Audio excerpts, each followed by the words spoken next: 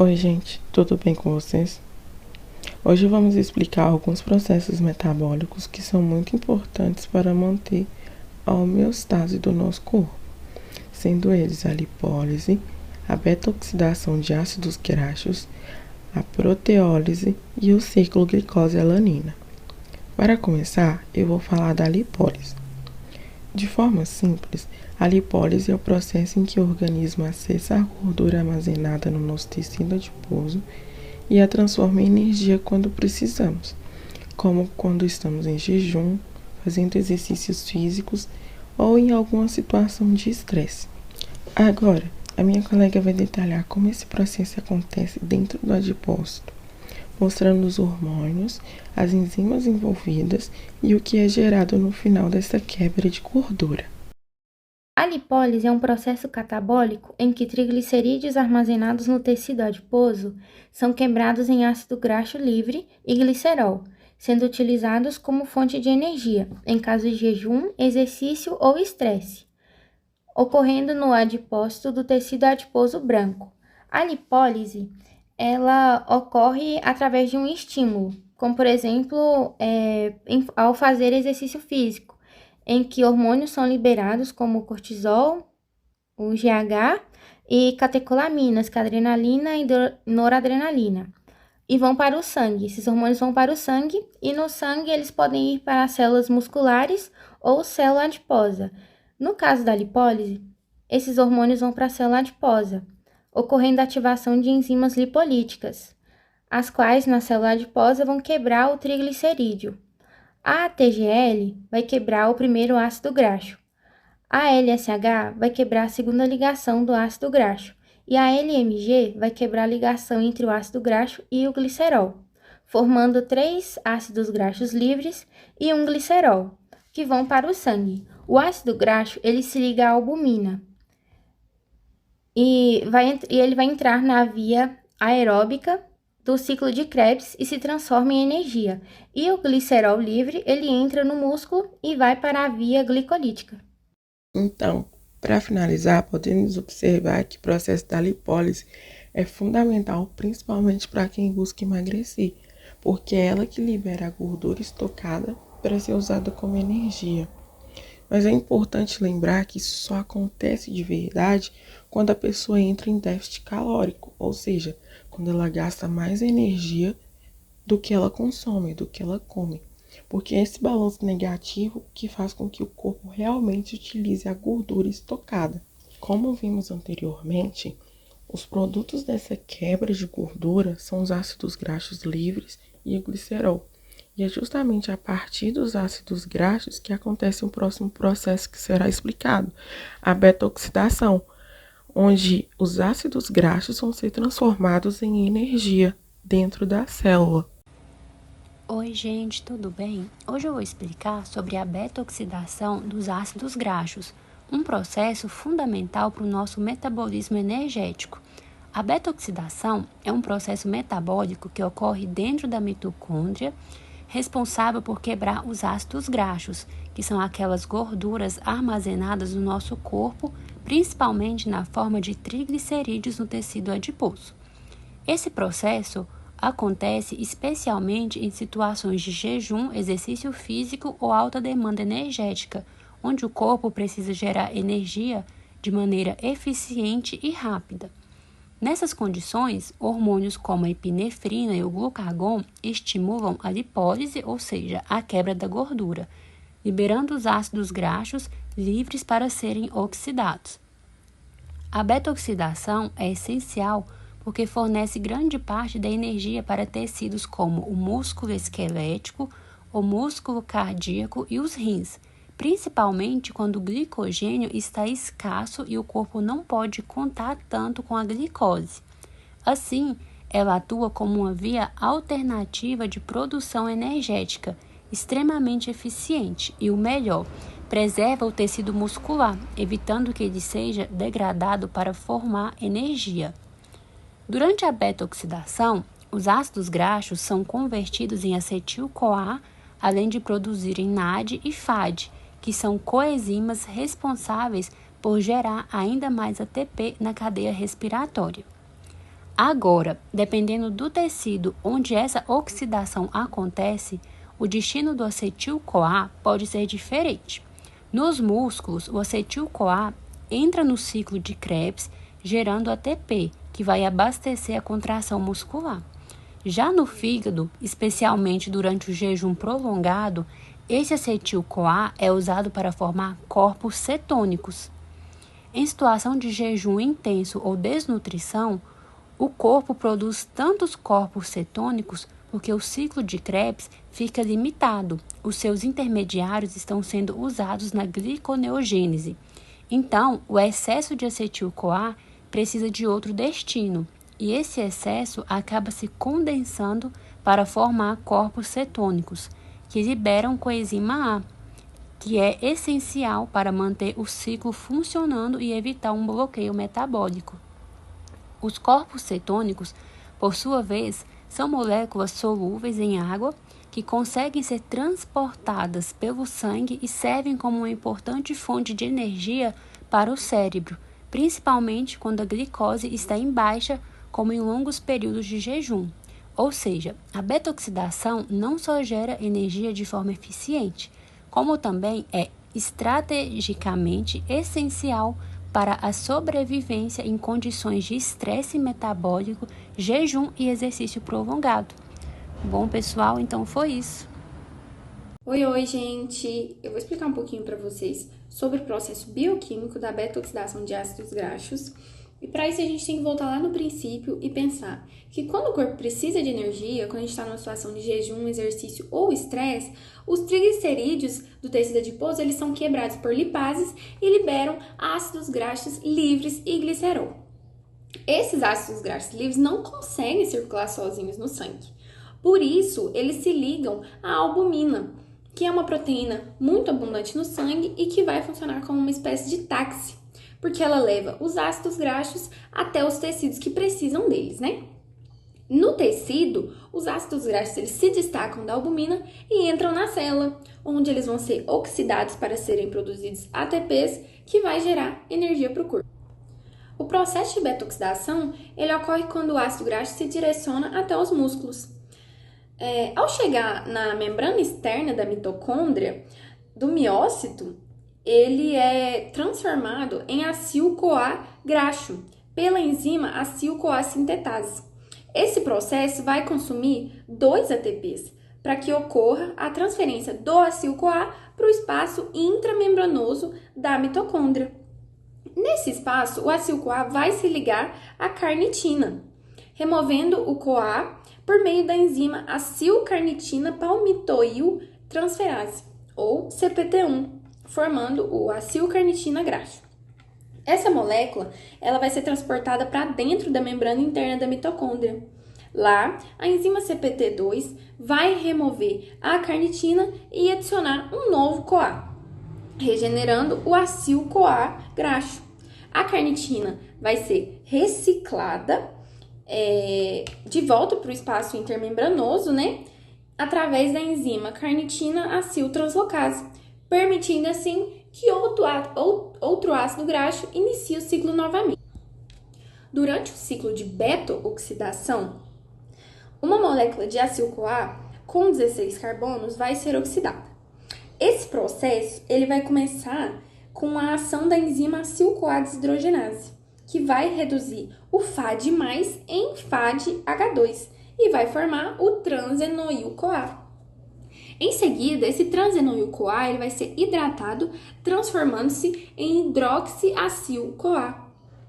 Essa molécula vai passar por uma nova oxidação, na qual o NAD+ vai ser reduzido a NADH, resultando na formação de beta-cetoacil-CoA. E aí, a enzima tirolase vai quebrar essa beta-acil-CoA, adicionando uma nova coenzima CoA. Isso vai liberar um fragmento de 2 carbonos na forma de acetil-CoA. Enquanto o restante do acil-CoA, agora com apenas 14 carbonos, né, vai entrar novamente no ciclo para gerar mais acetil-CoA. Cada acetil-CoA produzido vai entrar no ciclo de Krebs, gerando 3 NADH, um FAD-H2 e um GTP, enquanto os carbonos vão ser eliminados como CO2, dióxido de carbono, né? Agora, para a gente ter uma ideia da quantidade de energia que é produzida, a gente tem que pensar da seguinte forma. Um ácido graxo de acil-CoA com 16 carbonos vai gerar 7 FAD-H2, 7 NADH e 8 acetil-CoA. As coenzimas reduzidas produzem ATP. Cada FAD-H2 vai gerar 2 ATPs, cada NADH vai gerar 3 ATPs e o acetil-CoA, né, que gera 12 ATPs. Assim, o total gerado vai ser de 131 ATPs. Subtraindo os 2 ATPs que a gente gastou lá na ativação do citoplasma, fica 129, que a gente vai multiplicar por 3, porque cada triglicerídeo tem 3 ácidos graxos. Então, com esse processo, vai haver aproximadamente uma produção de 360 ATPs, o que é um resultado energético extremamente eficiente e satisfatório quando comparado a outros processos bioquímicos. Outro caminho para a obtenção de energia é a proteólise, que vai ser descrita a seguir. Agora eu vou falar da proteólise. A proteólise é a quebra de proteínas em unidades menores, os aminoácidos. Esse processo é de grande importância, uma vez que permite reutilizar os aminoácidos, ajuda a gerar energia e regula a atividade celular. A proteólise é realizada por enzimas chamadas proteases. Existem diferentes tipos de proteases, por exemplo, a tripsina e a quimiotripsina, que atuam na digestão de proteínas.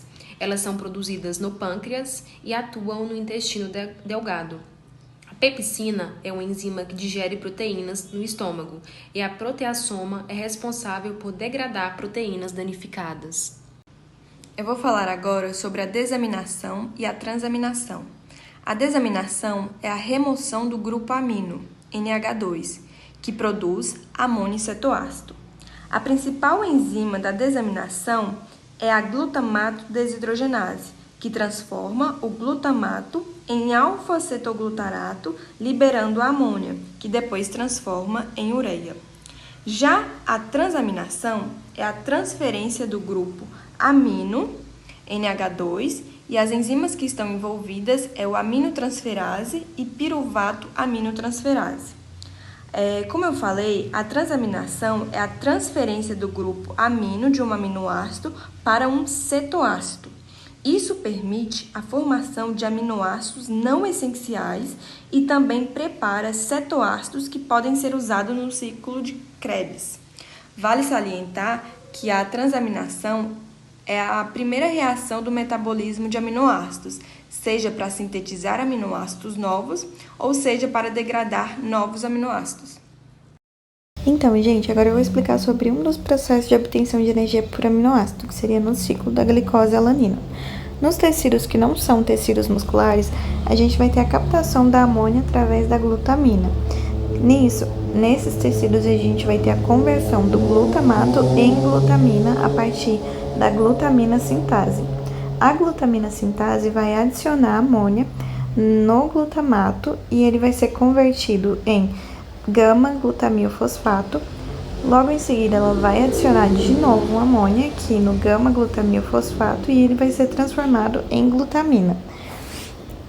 Já nos tecidos musculares, a gente vai ter a captação dessa amônia a partir da alanina. Nesse processo, a gente vai ter a proteólise e a glicólise. Na glicólise, a gente vai ter a quebra da glicose em piruvato. Na proteólise, a gente vai ter a quebra da proteína em aminoácido e esses aminoácidos vão ser quebrados e o grupamento amônio deles vão ser transferidos para os corpos cetônicos, nesse caso seria o alfa-cetoglutarato, que seria transformado em glutamato. Esse glutamato que recebeu essa amônia, ele vai transferir ela para o piruvato a partir da alanina aminotransferase, que é conhecida como ALT. A alanina aminotransferase vai pegar esse grupamento amônia, transferir para o piruvato e o piruvato vai ser transformado em alanina.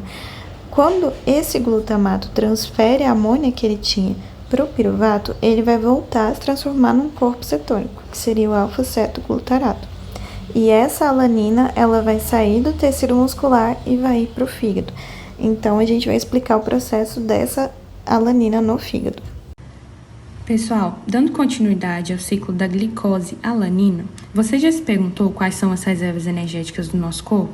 Se você respondeu glicogênio e lipídio, você acertou, porque os aminoácidos eles estão no nosso músculo de forma estrutural, mas existem alguns momentos que ele se vê sem saída e precisa utilizá-los para produzir energia. Esses momentos são, por exemplo, o jejum prolongado. Acredito que você já ouviu falar no jejum intermitente. Durante o sono, em um sono de aproximadamente 8 horas, em exercício físico intenso em jejum. Só que essa taxa de utilização de aminoácidos para produzir energia, ela se torna um risco quando ultrapassa a taxa de 2%. Nós vimos anteriormente que nós temos a formação da alanina no músculo. Essa alanina irá em direção ao fígado através da corrente sanguínea. Ao chegar no fígado, ela sofre outro processo de transaminação, gerando seu grupamento carbonato piruvato e dando seu grupamento amina para o alfa-cetoglutarato formar o glutamato. Glutamato é importante para o ciclo da ureia e eliminação da amônia. Você já se perguntou também por que a amônia é tóxica para o nosso corpo? Ela é tóxica porque ela atinge principalmente os neurônios, gerando o coma hepático. Esse piruvato irá entrar em um ciclo de gliconeogênese para a produção da glicose que irá em direção aos músculos.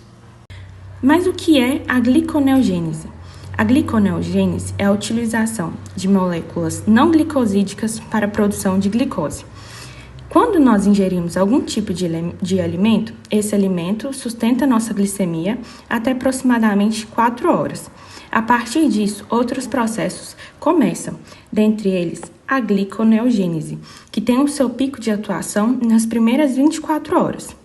Como eu disse, o processo de gliconeogênese utiliza moléculas não glicosídicas, dentre elas o lactato, produzido pelas hemácias em um mecanismo anaeróbico, o glicerol, proveniente dos lipídios, e a alanina, que estamos falando principalmente. Mas como essa alanina irá gerar glicose? A alanina, a partir da transaminação, a gente viu anteriormente que ela gerou piruvato. Esse piruvato vai em direção à mitocôndria e formará o oxalacetato a partir do recebimento do carbono e oxigênio do íon bicarbonato. Esse processo é um processo com gasto de ATP a partir da hidrólise desse ATP e, de forma bem simplificada, irá gerar glicose. Só que precisamos lembrar que o oxalacetato ele é um intermediário do ciclo de Krebs e o nosso fígado iria utilizá-lo para produzir ATP. Então, está existindo um déficit de ATP nos hepatócitos, o que pode gerar dano. E em jejum muito prolongado, o fígado irá utilizar o terceiro e último mecanismo para a produção de energia, que é a cetogênese. A cetogênese irá utilizar lipídios, entrando em um processo de beta-oxidação que irá gerar acetil-CoA e depois corpos cetônicos, e que irá gerar também ATP. Dessa forma, a gente diminui a gliconeogênese, a proteólise e aumenta a lipólise, que para algumas pessoas é bom para aumentar a queima de gordura, mas como foi dito, é um processo que precisa ser refletido. Como nós percebemos, esses processos de obtenção de energia, esses mecanismos de obtenção de energia são muito importantes para o nosso organismo e nós precisamos entendê-los. Espero que todos tenham aprendido um pouquinho com o nosso vídeo. Obrigada!